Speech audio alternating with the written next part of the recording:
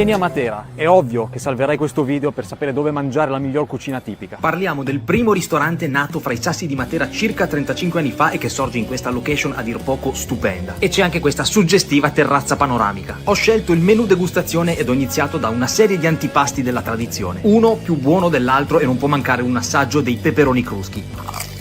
A seguire le orecchiette con pomodorino fresco, salsiccia pezzente e funghi cardoncelli. Capocollo cotto a bassa temperatura e laccato al miele con scarola, una carne che si scioglieva. Poi un fuorimenù, il raviolo liquido con pecorino di moliterno e tartufo. E anche un secondo extra, le ribs con fondo bruno, con la carne che solo a guardarla si staccava dall'osso, una cosa pazzesca. Si chiude con la mousse di ricotta, cioccolato e fichi su biscotto croccante. Da Austin Matera il menù degustazione costa 38 euro. Il locale è anche pizzeria, nominata tra le eccellenti della Basilicata. Austin da non perdere a Matera.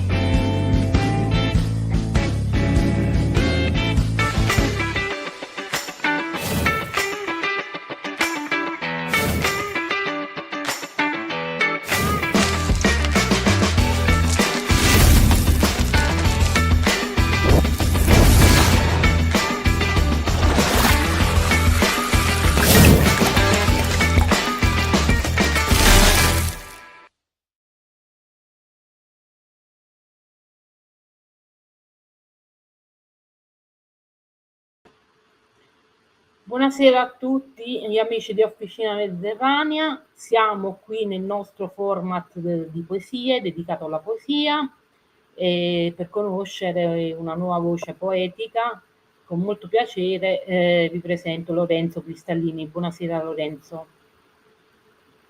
Buonasera a te Cinzia e buonasera a tutti.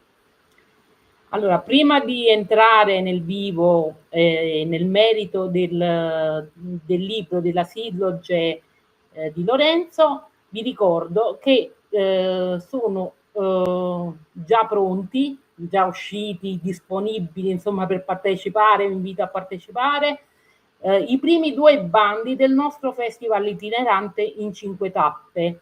La prima tappa dedicata alla scienza è quella di Foggia.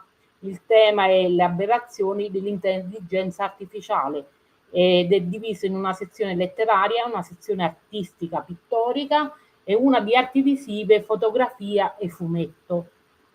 Poi è pronto anche il bando della seconda tappa, divisa fra Lago Pesole, scusatemi, e Melfi.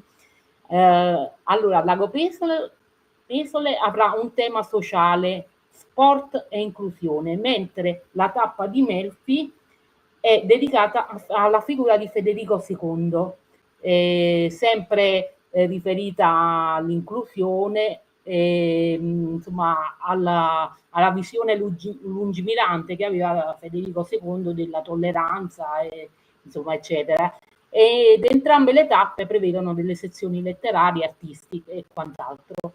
Vi invito a prendere visione dei bandi e a partecipare, ovviamente. Adesso mandiamo la sigla e poi conosciamo meglio il nostro ospite.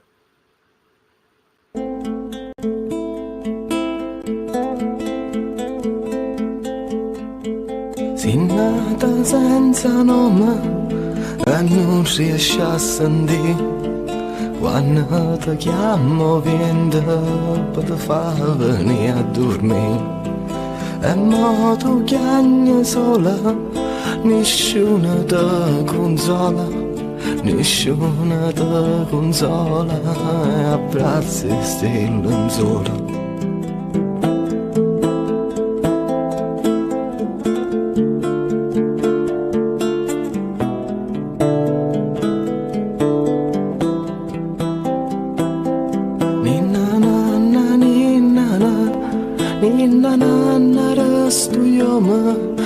Scorrere in la cara quando non riesci a dormire.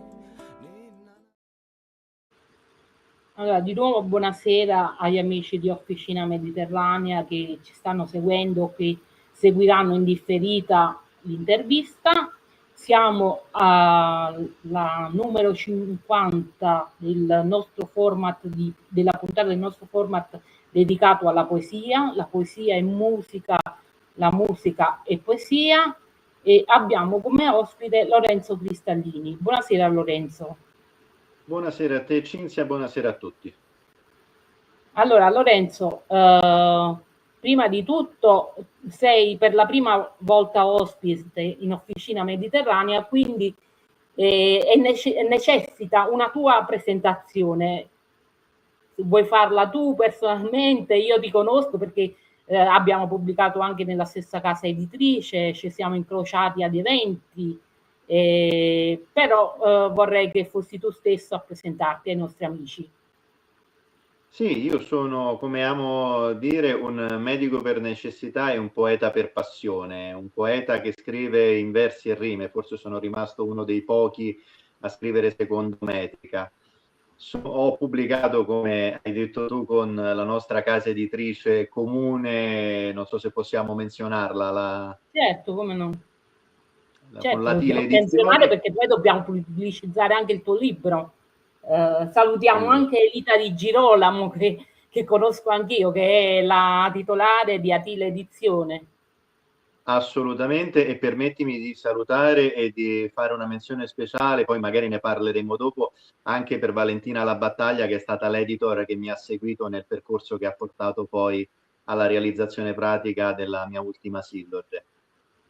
Certo, E salutiamo entrambe, se ci stanno seguendo o ci seguiranno, non lo so, che Valentina l'ho vista a Caserta, noi purtroppo non ci siamo beccati perché io ero di sabato, di domenica, esatto, quindi un salutone a tutte e due. assolutamente. Dicevi che tu scrivi in versi e rime, quindi diciamo una poesia un po' tradizionale, tra virgolette, non pienamente Assolutamente. contemporanea.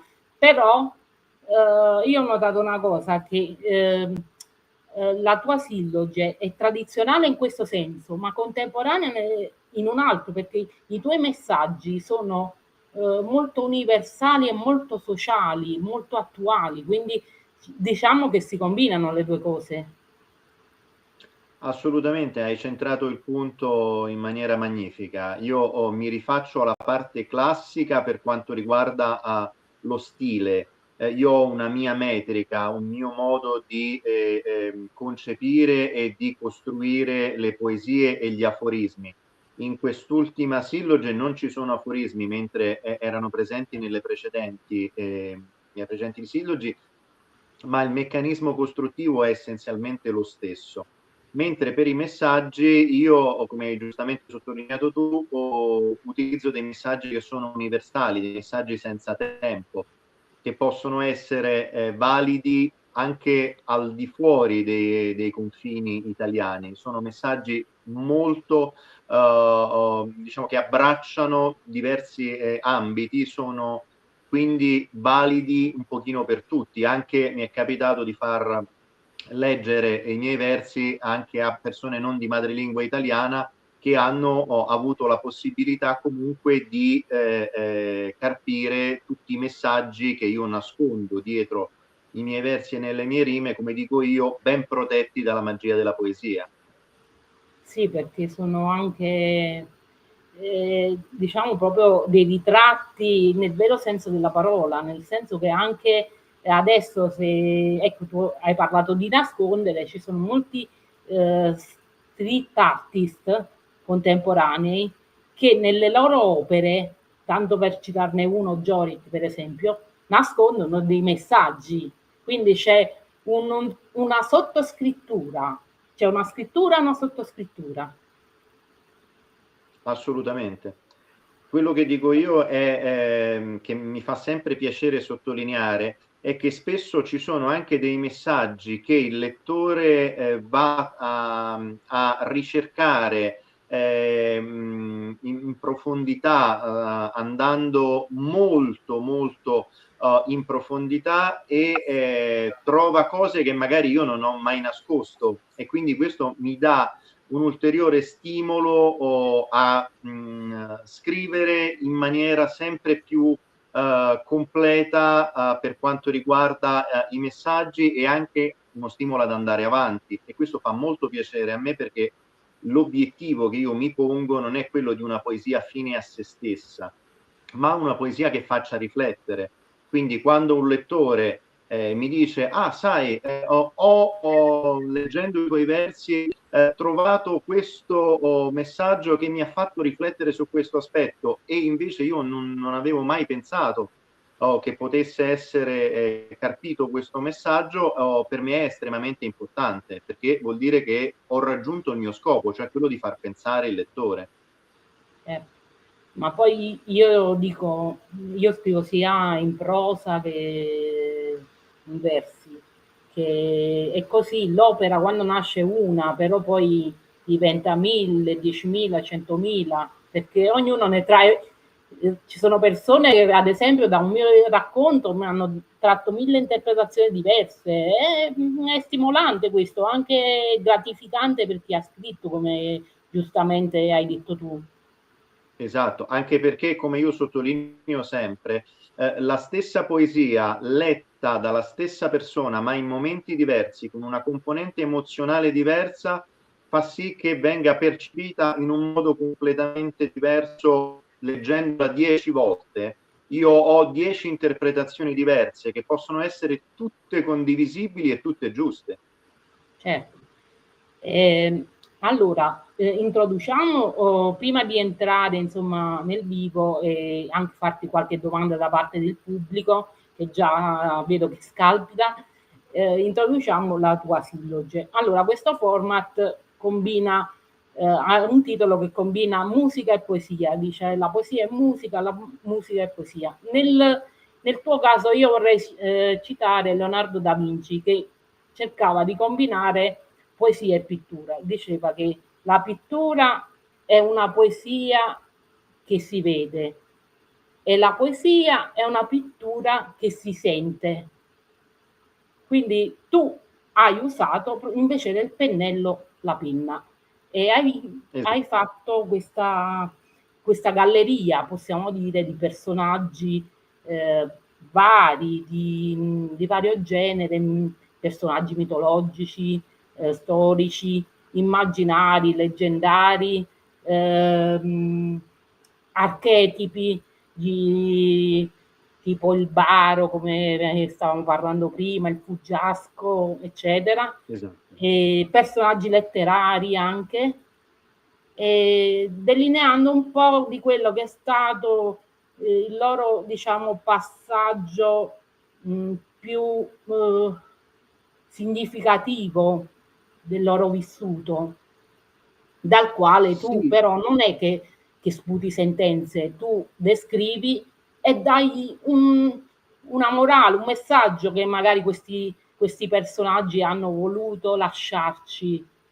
E correggimi se ho detto qualcosa di sbagliato. No, è corretto. Diciamo che il ritratto è un mezzo per poter comunicare il messaggio in versi a rime. Quest'opera non è un'opera agiografica, i miei ritratti non hanno un intento agiografico, io sospendo sempre il giudizio, non condanno né faccio l'elogio né del personaggio in sé né delle sue gesta, assolutamente. Io lo utilizzo per comunicare ciò che io voglio che arrivi al lettore, per cui il personaggio, l'archetipo, il personaggio letterario, il personaggio storico, piuttosto che la persona realmente esistita, sono semplicemente funzionali al voler comunicare un messaggio. Quindi anche il discorso della loro biografia, diciamo così, non è proprio corrispondente al vero. Io prendo allora, tutto la ciò. prima domanda, c'è un amico che ci chiede qual è il tuo processo creativo, componi prima i versi o nasce tutto dall'idea del ritratto? Guarda, non c'è una risposta univoca per tutte le poesie. Molto spesso io parto comunque dal messaggio che io voglio comunicare. Dopodiché vado a trovare il personaggio che si confà a questo scopo, che è più giusto per comunicare quella mia volontà, quel mio tema, e da lì costruisco la poesia. Poi dal punto di vista proprio strettamente tecnico, spesso io la costruisco a ritroso, quindi parto dal fulmen in clausola, che è un po' il mio tratto distintivo, il tratto distintivo della mia ars poetica, e da lì torno indietro. Altre volte invece la costruisco nel modo classico, quindi dall'inizio alla fine. Non c'è una risposta buona per tutti i ritratti. Allora, una domanda che ti faccio io, perché proprio 100? C'è una sorta di simbolismo in questo numero o è così a caso? No, Ti è piaciuto? c'è sicuramente anche un simbolismo, al di là che il 100 è un numero che a me piace, è un numero tondo, ma è anche il numero che dal punto di vista della simbologia rappresenta un numero elevato, quindi quanti 100? Però Possiamo in citare realtà Dante, no? Possiamo citare Dante Alighieri. assolutamente, assolutamente, ma è anche legato il 100 al fatto di raggiungere un obiettivo, per cui il 100 è il secolo, 100 è un numero significativo per tanti aspetti, non solo per Dante Alighieri, e quindi ho scelto di arrivare, di comporre tutto questo viaggio in 100 tappe. Senti, è arrivata una domanda che in un certo qual senso ti volevo fare anche io. Usi rima e metrica tradizionale, come concili la struttura con la libertà espressiva? Ecco, io proprio questo dicevo, a volte per costruire la rima o per la musicalità forzi la naturalezza, la spontaneità del verso. No, il bello è tutto lì per me. Per me la metrica è una parte importante dal punto di vista stilistico. Io non piego né la metrica al messaggio né il messaggio alla metrica. Cerco di compenetrarli, di uniformarli. Non è per me lo scrivere seguendo una metrica. Io di solito utilizzo l'endecasillabo e il settenario liberamente alternati o soltanto il settenario o soltanto l'endecasillabo, raramente il senario. Non è una limitazione, al contrario, è proprio un tratto distintivo che, per come la interpreto io, nobilita anche il componimento poetico. Quindi non è andata persa la naturalezza del linguaggio. No, assolutamente. La mia costruzione è una costruzione naturale, non c'è una forzatura. C'è ovviamente una ricerca del rimanere in metrica, c'è una ricerca della rima, ma quello fa parte di tutto il preparatorio, di andare a ricercare un vocabolo piuttosto che un altro, che siano uno più funzionale dell'altro alla costruzione, non solo metrica, ma proprio dell'espressione del concetto che io voglio portare al lettore.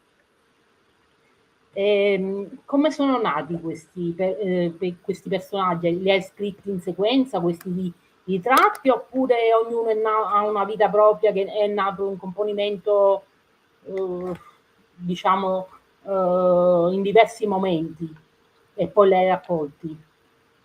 No, in realtà c'è stata un'importante opera che abbiamo fatto anche insieme a Valentina La Battaglia, che è stata fondamentale. La salutiamo, ci sta seguendo, ha salutato. La salutiamo. Che è stata fondamentale sia dal punto di vista tecnico, ma anche dal punto di vista umano, proprio per uniformare, anche per trovare la forma finale della silloge.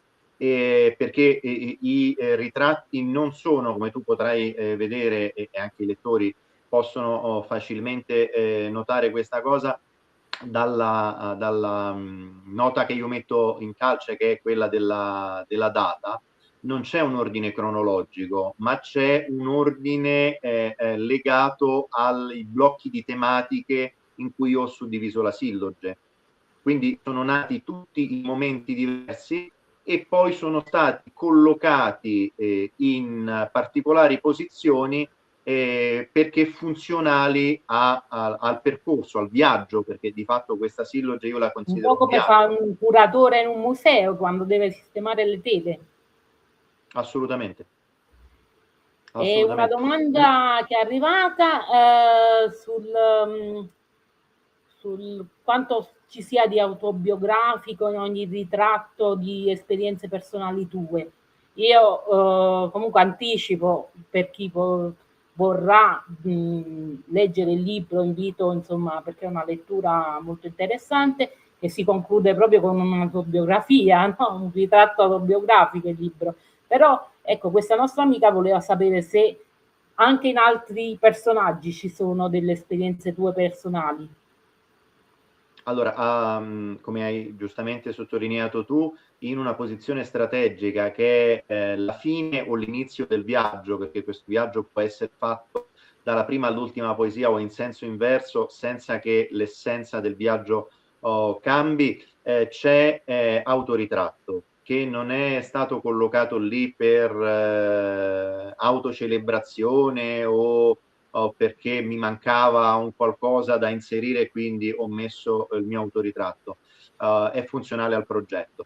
Quindi sicuramente lì ci sono delle componenti autobiografiche ovviamente filtrate e molto importanti, ma posso dire che di fatto tutti quanti i ritratti hanno un che di autobiografico, se non altro perché i messaggi che sono nascosti e che di fatto il personaggio tramite me comunica al lettore, in realtà sono i messaggi che ho inserito io, sono tematiche a me care. Senti, un altro amico ci chiede se c'è un personaggio che ti ha dato particolarmente soddisfazione. Invece io ti chiedo se c'è un personaggio che ti ha messo più in difficoltà nel descriverlo. Comincio dalla fine a rispondere. Un pochino tutti i personaggi all'inizio ti mettono in difficoltà perché, ripeto, non è come adesso spoileriamo, c'è l'Aedo Cortigiano, possiamo citarlo tra i personaggi che ho ritratto.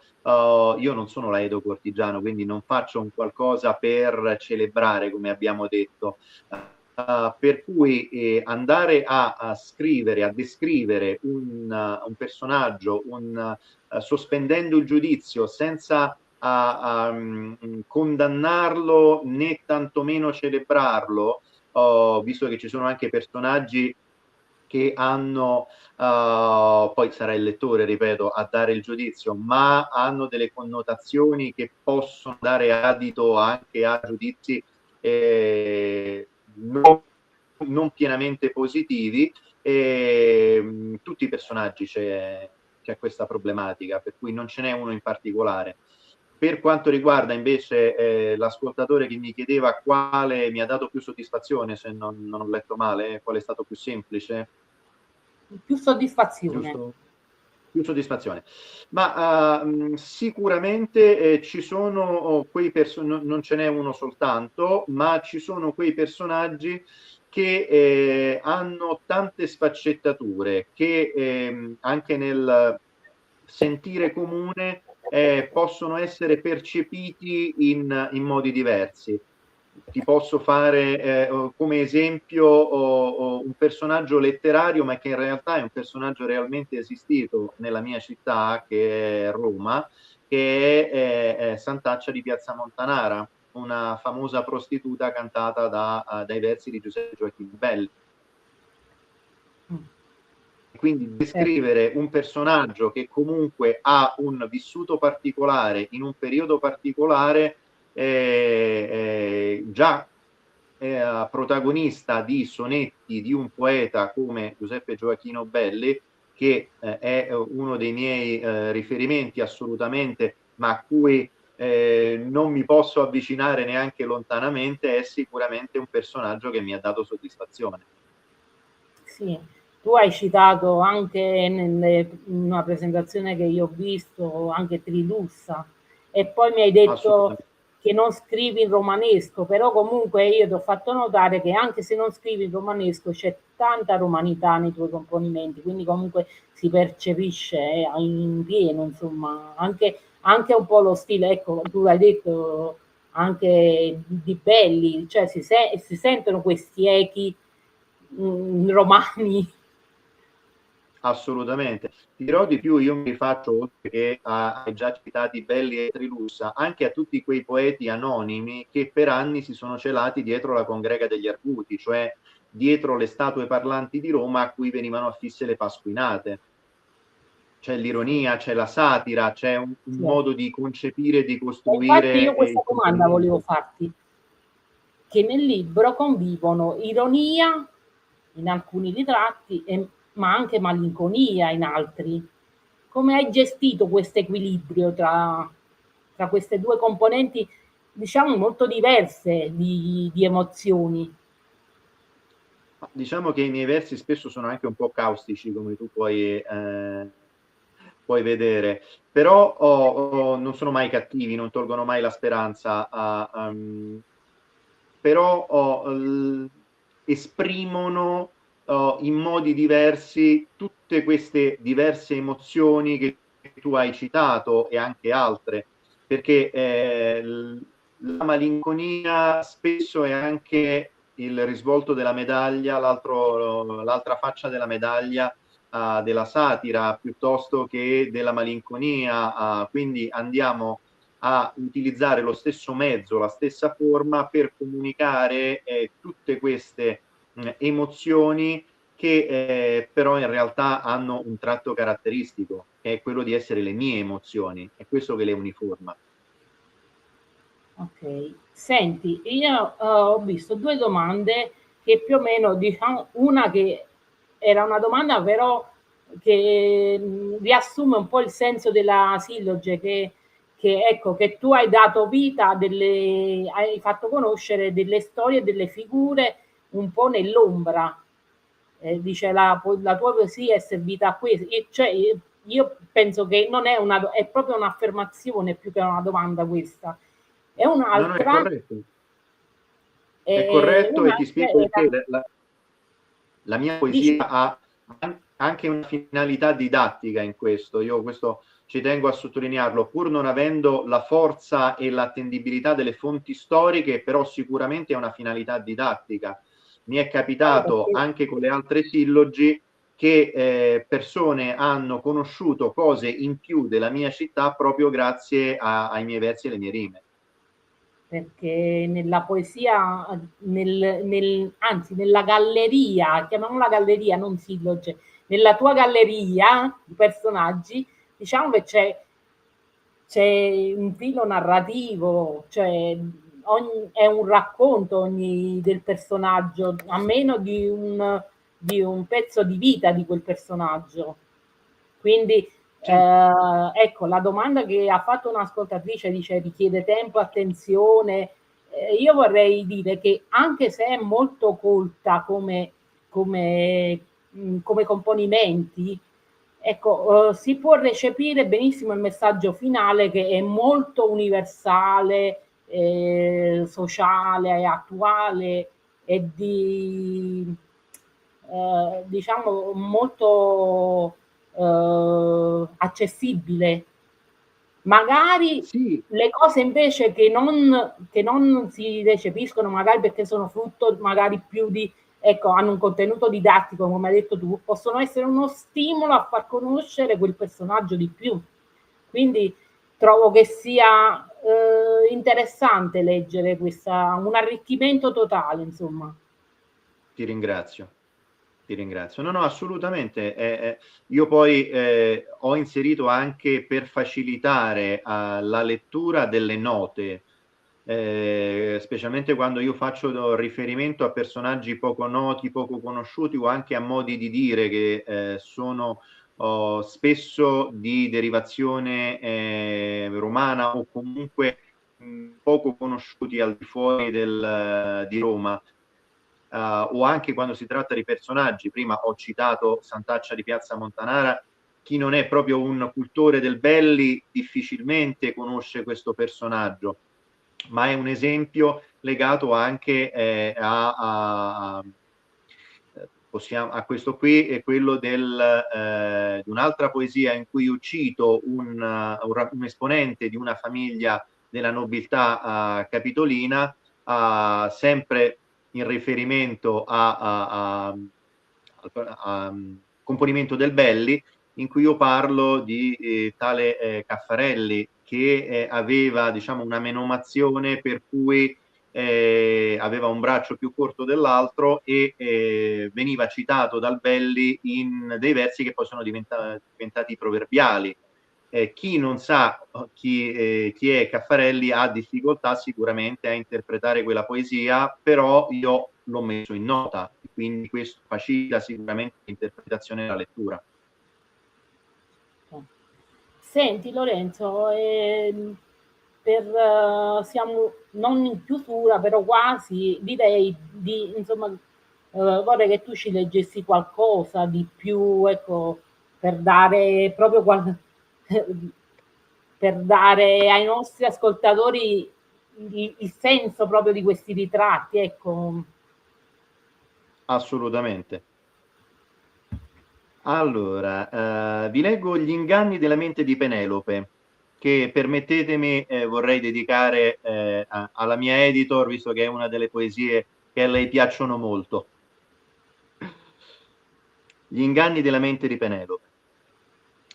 Donna di focolare, con l'uomo oltremare, ogni notte disfacevi la tela per tener lontana ogni pretesa che il giorno ti recava offesa, aspettando di riveder la vela dello sposo di grande intelletto che vedevi un marito fedele, mentre lui, pur pensando alla moglie, con Circe o Calipso in un letto placava le sue voglie.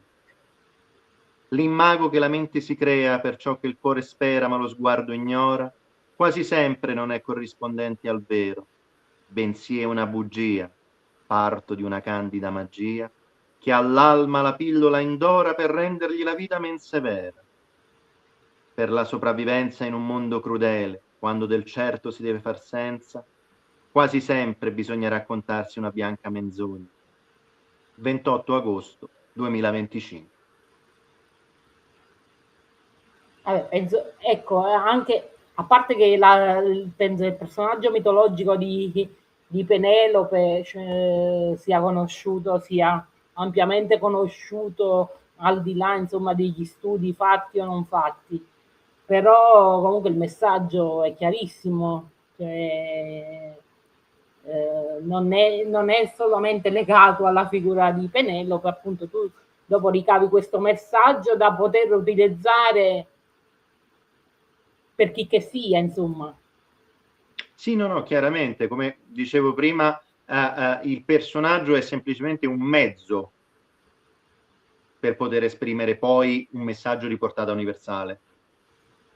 E da qua nasce spontanea la domanda: hai pensato prima al messaggio o prima al personaggio? Cioè, hai pensato al messaggio e quindi quale personaggio poter utilizzare, oppure prima hai pensato al personaggio e che messaggio potessi dare? No, come dicevo prima, parte tutto dal messaggio che io voglio comunicare. Poi il personaggio lo vado a cercare dopo e trovo quello più quindi adatto. Nasce tutto dal messaggio. Sì, assolutamente.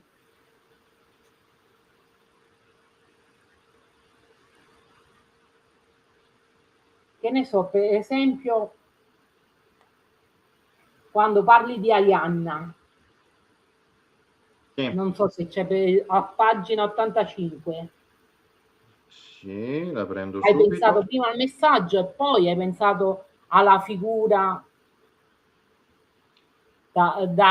che potesse dare quel messaggio? Cioè hai pensato che lei fosse l'archetipo dell'amore ingannato? Sì, sicuramente sì, è una delle possibili letture, anche perché in questa silloge c'è anche il corrispettivo, c'è anche Teseo, Però che fa Quindi parte di abbiamo un anche... altro blocco, come hai detto tu. è in un altro blocco, quindi come vedi non è il personaggio o biblico piuttosto che del mito come in questo caso, piuttosto che il personaggio realmente esistito che io vado a collocare in fila indiana. Semplicemente quando c'è il blocco di quel tema che è funzionale a quel personaggio, allora viene inserito. Ci sono del discorso dell'amor tradito a cui tu facevi riferimento, non è soltanto Arianna, possiamo ritrovare anche il tema nella poesia che ho appena recitato, perché comunque c'è un tema di fondo anche dietro Penelope. Sì, anche se lì diciamo che il tema principale, il messaggio principale è il fatto che noi per vivere ci raccontiamo anche un po' una sorta di bugie, di... Sì, ma come vedi non c'è un tema unico, più tu gratti la superficie dei miei versi e più trovi differenti messaggi molteplici. Vogliamo leggere qualche altra cosa, Lorenzo? Qualche Sì, personaggio che ti sta più a cuore, non so, per il messaggio che lancia, per esempio. guarda, ti posso, sempre rimanendo nell'ambito del mito, ti posso recitare Efesto, quindi rimaniamo sempre nella mitologia greca. Storpio divino d'orrido aspetto, che persino era vuole reietto giù dal monte del licore eterno, è oggetto di scherno sull'Olimpo e sul suolo d'Ellade per quel che l'occhio vede. Quando però nel cuore del vulcano, con quel che all'occhio non si concede e dita da maestro artigiano, forgia, plasma e crea i frutti d'una divina idea, ogni giudizio sull'aspetto cade e, con lode pelosa, non c'è divin che non gli chieda cosa. È il medesimo fato del porco, che da sudicio orco alla bisogna diventa maiale che da prosciutto coppa e guanciale. Nella vita si guarda l'apparenza di chi si può far senza, ma se questi diventa necessario, pure un cammello è dromedario. 27 giugno 2024.